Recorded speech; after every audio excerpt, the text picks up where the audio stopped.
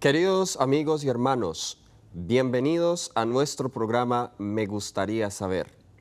Un programa de preguntas y respuestas donde tenemos la oportunidad de interactuar con ustedes y responder todas sus inquietudes si es que podemos encontrar una respuesta en la palabra de Dios. El día de hoy me encuentro con el pastor Esteban Bor, fundador, presidente, orador asociado de nuestro ministerio Secrets Unsealed y Zoom TV Latino. Pastor, bienvenido. Gracias, Pastor Miranda, por invitarme para estar en este programa. Gracias por aceptar la invitación. Y a ustedes también, gracias por sintonizarnos. Queremos recordarles que pueden enviar sus preguntas, si es que tienen alguna pregunta, al correo tv@zoomtv.org. Una vez más, tv@zoomtv.org. Envíenos sus preguntas y nosotros haremos lo posible para tratar de responderlas. Queremos decirles que tienen que tener un poco de paciencia porque tenemos muchas preguntas todavía esperando ser respondidas. Bien, voy a orar para que comencemos, pastor. Vamos a inclinar el rostro. Querido Señor y Padre bueno, estamos muy agradecidos por este programa porque podemos responder con tu palabra las preguntas de tu pueblo. Oro para que no sean nuestras respuestas, sino las tuyas, y que puedan ayudar a despejar las dudas que hay en cuanto a tu palabra, en cuanto a ti, oh Dios. Ayúdanos a no hablar más de lo que está revelado. En el nombre de Jesús. Amén. Amén. Bien, esa pregunta nos viene de nuestro hermano Fernando González. Le saludamos, hermano Fernando, espero nos esté sintonizando. Y dice: mi apreciado pastor Esteban Bor, está dirigida para usted, pastor. Lo saludo en el nombre del Señor Jesús y lo felicito por tan importante programa. Mi pregunta es la siguiente: la expresión Señor Jesús recibe mi espíritu que hizo Esteban en Hechos 7:59 y que aparece en la Biblia Reina Valera del 2000, ¿es una oración? Motivo de la pregunta: en cierta ocasión tuve un diálogo con un testigo de Jehová. Le pregunté si Esteban, el primer mártir cristiano, había sido idólatra. Su respuesta fue que no. Le manifesté que encontraba una inconsistencia en sus enseñanzas. En el libro de Hechos de los Apóstoles, capítulo 7, versículo 59, toda vez que se consideraba que de acuerdo a sus enseñanzas había sido idólatra, pues Esteban oró a un Dios, Jesús, y no a Dios, Jehová. Sorprendido me quedé cuando me explicó que la exclamación de Esteban no era una oración. ¿Quién o qué determina que lo que hago es una oración? De antemano, gracias por su orientación. Dios lo bendiga en su ministerio pastoral. Buen argumento. Me parece un buen argumento para responderle a un testigo de Jehová. Sí. Yo no había pensado en este argumento, pero es poderoso. Tal vez, pastor, sería buena idea leer los versículos específicamente. Si quiere buscar Hechos, el capítulo 7, y vamos a leer empezando en el versículo 57 para el contexto. Muy bien. Y vamos a ver si fue una oración o no. Muy bien. Hechos 7, versículo 57. Esto es en ocasión del apedreamiento de Esteban. Nos dice: entonces ellos gritando se taparon los oídos y arremetieron a una contra él. Lo echaron fuera de la ciudad y lo apedrearon. Los testigos pusieron sus ropas a los pies de un joven que se llamaba Saulo. Mientras lo apedreaban, Esteban oraba y decía: Señor Jesús, recibe mi espíritu. Versículo 60, y puesto de rodillas, clamó a gran voz: Señor, no les tomes en cuenta este pecado. Habiendo dicho esto, durmió. Me parece que el texto está muy claro. Muy claro. Dice, invocaba y decía, Señor Jesús, recibe mi espíritu. Esa palabra invocar se usa múltiples veces en el Nuevo Testamento para una petición, en una oración. Además dice que se arrodilló, puesto de rodillas, clamó a gran voz, Señor, no les tomes en cuenta este pecado, y habiendo dicho esto, durmió. Es muy interesante cuando dice, Señor Jesús, recibe mi espíritu. Son las mismas palabras que habló Jesús en la cruz, y le está hablando a su Padre. Así que no cabe duda aquí que le está hablando es a Dios. Correcto. Porque es la misma expresión que usó Jesús para hablarle a su Padre que Esteban está usando para hablarle a Jesús. En mi versión dice en el versículo 59, en la suya dice invocaba, acá dice oraba y decía. Pero son intercambiables. En el Nuevo Testamento son intercambiables. Es un asunto de traducción. Correcto. No es un asunto del significado original de la palabra. Muy bien. Y muy interesante porque de acuerdo a la definición bíblica de blasfemia, los judíos decían que solamente Dios puede perdonar pecados. Es decir, que Esteban sabía que el Señor Jesús era Dios, por eso les dice, no les tomes en cuenta este pecado. Otro punto que demuestra que en realidad él está hablando a una persona que es capaz de perdonar el pecado. Así es. Sí, hay mucha evidencia. Se arrodilló, está allí, invocó, y luego está el punto que acabas de mencionar. Hay abundante evidencia. Muy bien. Vamos a pasar a la siguiente pregunta. La siguiente pregunta nos la hace Carolina de Serrano, Pineda, al menos este es el nombre que aparece acá. Nos escriben desde Panamá, pastor. Y dice, les escribo desde Panamá, mi nombre es Carolina, tengo un interrogante, o más bien una duda, y quisiera que usted me ayude a entender sobre el día de la resurrección de Jesús. Porque tengo un hermano que me dice que Jesús no pudo resucitar un domingo porque es un día pagano y resucitó un sábado porque es el día del Señor. Entonces yo le digo que Jesús nuestro Salvador resucitó un domingo porque Él descansó el sábado como descansó el Padre cuando creó los cielos y la tierra. Y quisiera me ayudara para explicar dónde puedo buscar en la Biblia para que Él me comprenda lo que le quiero decir. Cuando dice tengo un hermano, tengo curiosidad de saber si es un hermano carnal o si es un hermano de la iglesia. Sí. O si es un hermano que cree en el Señor Jesús o un hermano que no. No cabe duda alguna de que Jesús no resucitó en realidad el sábado. Quiero leer una cita del Espíritu de Profecía, muy interesante, donde esto es el manuscrito 25, 1898, dice, estaba en conformidad con el plan de Dios, que la obra en que Jesús estaba involucrado se completara un viernes y que el sábado reposara en el sepulcro, así como el Padre y el Hijo habían reposado al completar la obra de la creación. Jesús tenía que reposar en el sepulcro todo el día sábado.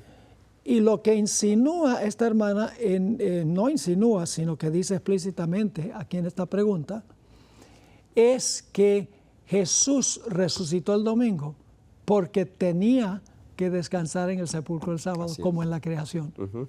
Es decir, el día domingo no es el importante. El día sábado, el día anterior es importante porque Jesús tenía que descansar de sus obras de redención como había reposado de sus obras de creación al principio. Así es. Y es interesante que el Señor Jesucristo en la cruz, ya terminando las últimas palabras, las 7 palabras, Jesús dijo, consumado es decir, se terminó. ¿A quién le estaba hablando Jesús cuando dijo consumado es? Le estaba hablando a su Padre. Correcto. Las últimas 3 declaraciones de Jesús son al Padre. La primera declaración es, ¿por qué me has desamparado? La penúltima es, Perdónalos por... Sí, no, perdónalo, ese es anterior. Sí. La siguiente es, estoy tratando de recordar ahora, la última declaración de Cristo en la cruz es: Padre, en tus manos encomiendo mi espíritu. Consumado es. Consumado es la número 6. ¿Qué quiso decir Jesús y a quién le estaba hablando cuando dijo consumado es? Le estaba hablando a su Padre. ¿Consumado qué? ¿Terminado qué? Había terminado su obra de redención. Como al principio había terminado el 6º día su obra de creación. Y al principio, al terminar su obra de creación, porque dice que terminó el 6º día, descansó el siguiente día. Jesús desempeñó su obra de salvación, una vida perfecta, una muerte por el pecado, hizo provisión perfecta para la salvación, y entonces el 6º día dice: terminé, y luego descansó el sepulcro el sábado. El hecho de que haya resucitado el domingo, que Satanás se robó como un día en honor al Dios Sol, no tiene ninguna importancia, porque la importancia es el contexto que le da Dios, no el contexto que le dan los paganos. Los paganos usaban el sol para adorarlo. Correcto. Pero Cristo, cuando apuntó al sol, dijo: yo soy la luz del mundo. Así que todo es cuestión de en qué contexto uno está mirando estos asuntos. Así es, el día en que Dios crea la luz en la creación no fue el día importante, fue el día en que Él reposó. Exacto. Igualmente aquí, así que el hecho que Jesús haya resucitado en un día pagano, eso no tiene ninguna relevancia, además, porque sabemos que en el Nuevo Testamento no hay ninguna evidencia, ni siquiera en la Biblia, que el día de la resurrección Dios le haya dado una importancia especial. El evento de la resurrección es muy importante, sí, pero no el día de la resurrección. No, el día importante es el día que Él reposó en la tumba. Y en realidad, pues uno tiene las 3 fiestas judías, las primeras 3 fiestas primaverales, que es la Pascua, que representa la muerte de Cristo, el pan sin levadura, que representa su sepultura. Y aquí viene un punto muy interesante, y es que el pan leudado se corrompe mucho más rápido que el pan sin levadura. El pan sin levadura se puede poner viejo, pero no le sale moho, sí, como cuando es leudado. Es decir, cuando se leuda, la corrupción es más rápida. El Señor Jesucristo, según el apóstol Pedro, descansó en el sepulcro y su cuerpo no vio corrupción, porque Él era lo que representaba el pan. Ese es el pan sin levadura. Y luego entonces la tercera fiesta es las primicias, que el apóstol Pablo en 1 Corintios 15, 20 dice que representa la resurrección de Cristo. Así que Jesús reposa en el sepulcro, su carne no ve corrupción porque Él es lo que representaba el maná, que no se corrompía los sábados, y luego resucitó el domingo, no porque el domingo es importante. Claro. De hecho, hace poco, pastor, usted grabó una clase de ancla con respecto a las fiestas judías, que cuando la podamos tener ya en vivo, podrán los televidentes ver esta clase donde usted va en esos detalles. Exactamente. En cuanto a esa tipología. El maná que cayó en el desierto, que si lo guardaban de un día para otro, en un día entre semana, cogía gusanos día a día. Exacto. Pero el que se guardaba del viernes a sábado, ese maná no veía corrupción. Sí.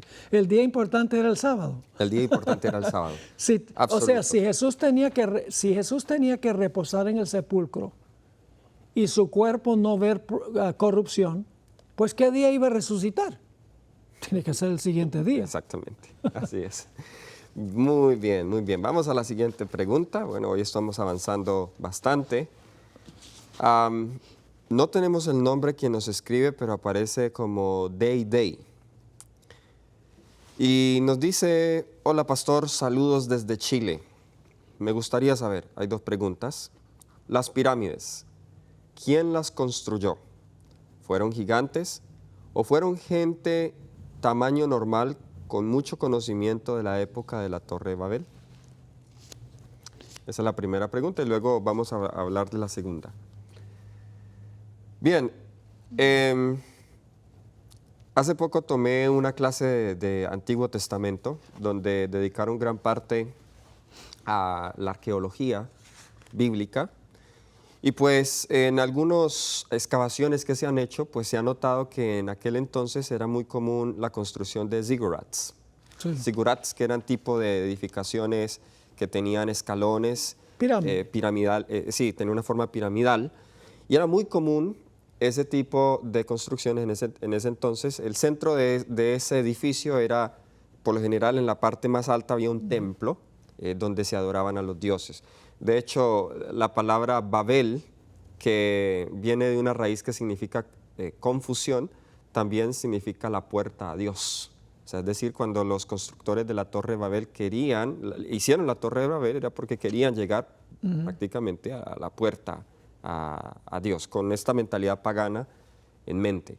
Así que sí, nosotros tenemos culturas aún más recientes que probablemente copiaron este tipo de construcción o arquitectura, como por ejemplo los mayas, los aztecas, que también vemos que construyeron ese tipo de pirámides, y lo más probable es que ellos fueron influenciados por estas culturas más antiguas como los egipcios.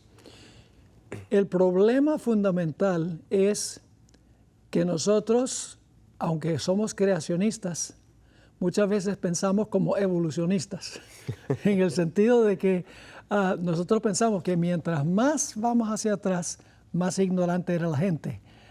Exactamente. Menos conocimiento científico. Pero nosotros somos los sofisticados, los educados hoy en día, somos la cultura avanzada. Pero quiero leer una cita, es un poco larga, pero es poderosa.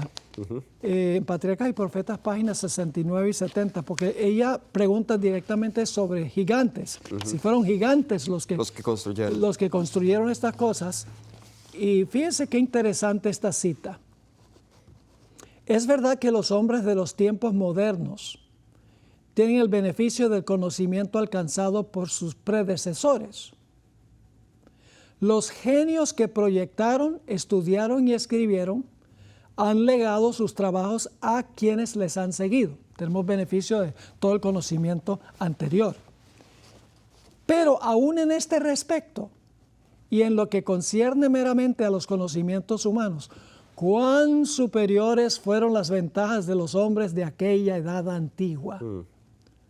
Tuvieron entre ellos durante siglos aquel que Dios había formado según su propia imagen, a quien el Creador mismo declaró bueno, el hombre a quien Dios había instruido en toda sabiduría del mundo material.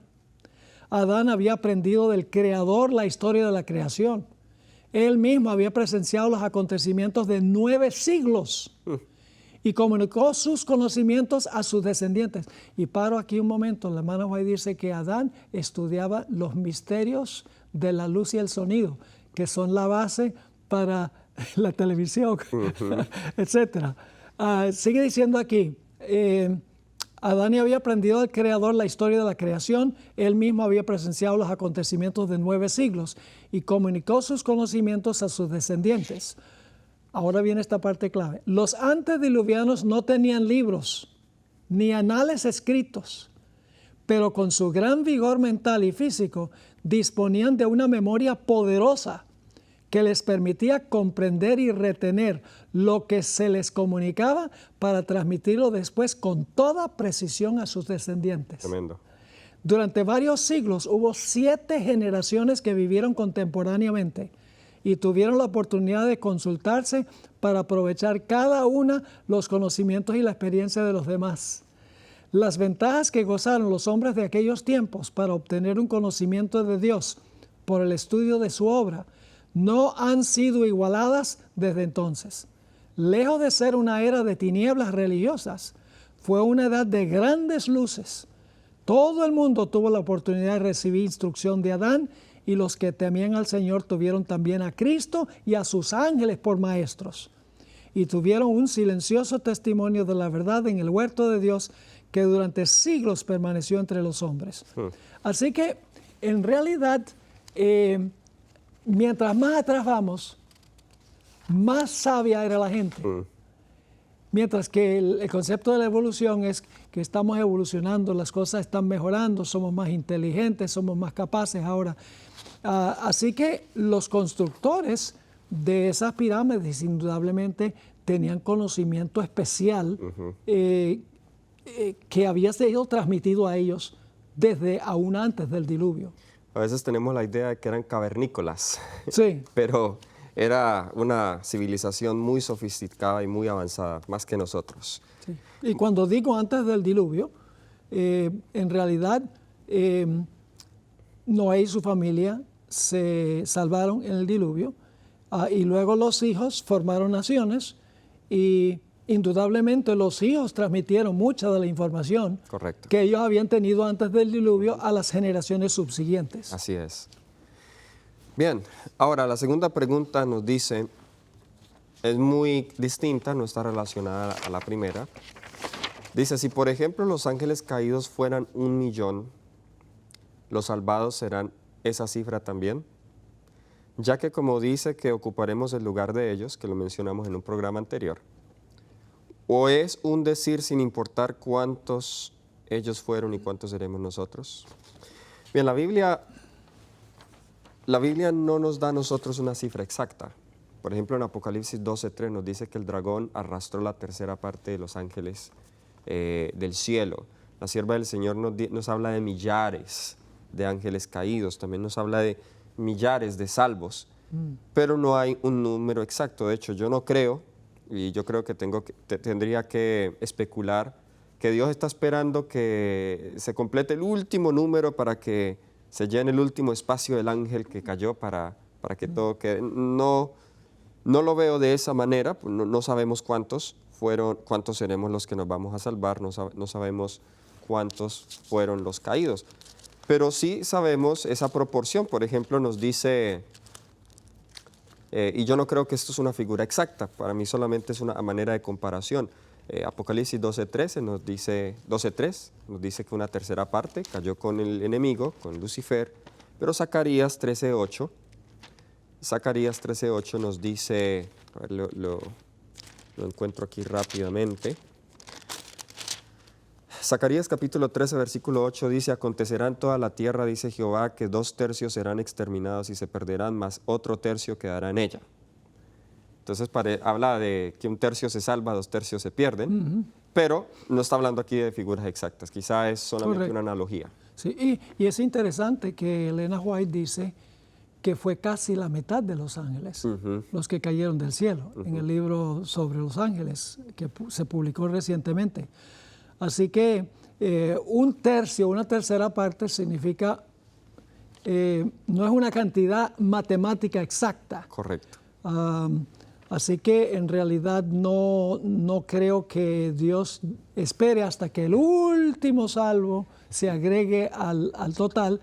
Y entonces diga, ahora podemos nuevamente reabastecer cada vacante que se dejó en el cielo. Creo que el concepto es global más bien que específico. Muy bien. Qué bueno, pastor. Bien, estas preguntas no son muy difíciles, así que por eso hemos podido avanzar. En el tiempo que nos quedan, podemos responder la siguiente, que también es sencilla. Nos la escribe la hermana Mireya Torres. Nos dice, cuando dice los ángeles que no guardaron su primer estado, sino que abandonaron su propia morada, ¿qué significa? Ella está preguntando sobre 1 de Pedro 3, 19 y 20 y Judas 6 y 7. Vamos a leerlo rápidamente. Pastor, si usted me ayuda leyendo 1 de Pedro 3, 19 y 20, y yo voy a leer Judas, versículos 6 y 7. La pregunta que nos hace la hermana es, ¿qué significa que estos ángeles no guardaron su primer estado? ¿Primera de Pedro qué? 3, 19 y 20. Ese es el texto que la hermana está citando acá. 3, 19 y 20. Sobre los espíritus encarcelados.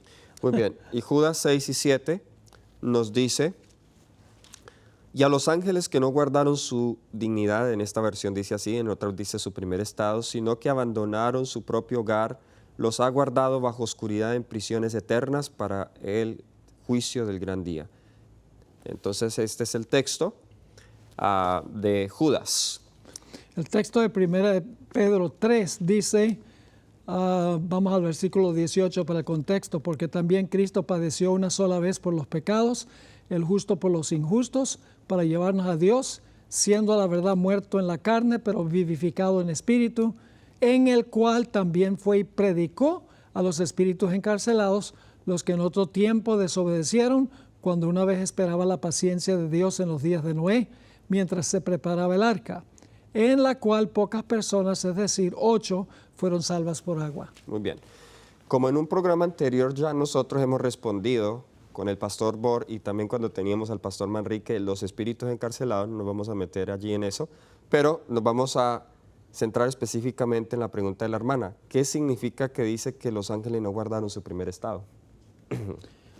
Bueno, ellos escogieron seguir a Lucifer, y cuando escogieron seguir a Lucifer, no, o sea, la decisión de ellos fue que Dios los expulsara del cielo. Correcto. O sea, Dios los expulsó, pero por la elección de ellos, no lo hizo arbitrariamente.